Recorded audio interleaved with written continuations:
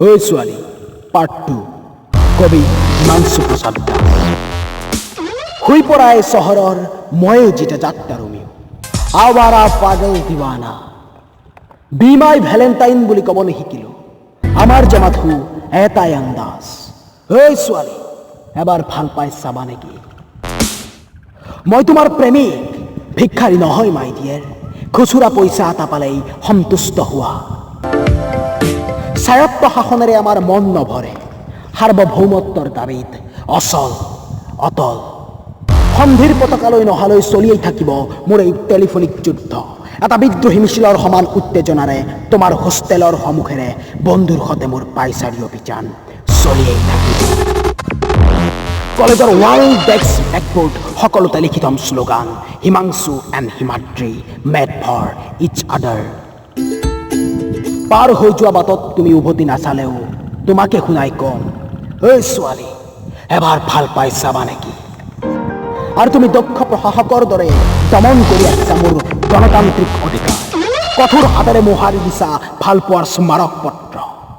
তোমাৰ তীক্ষ্ণ শব্দৰ লাঠিচাৰ্জেৰে ব্যৰ্থ কৰিব বিচাৰিছা মোৰ সমস্ত ইমোচনেল ষ্ট্ৰেটেজি।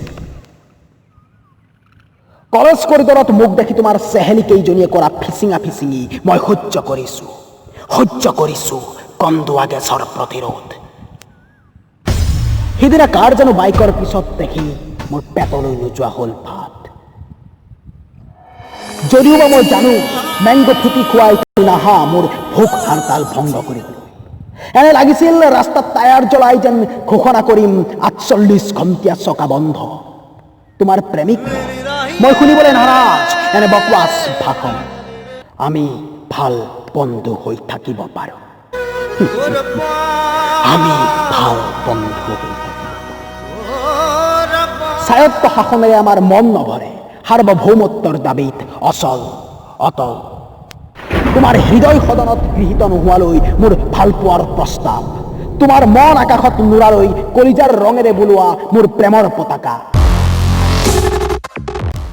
পঞ্চবাৰ্ষিক নহয়, জীৱনজোৰা পৰিকল্পনাৰে সামৰি নোলোৱালৈ মোক তোমাৰ সতে।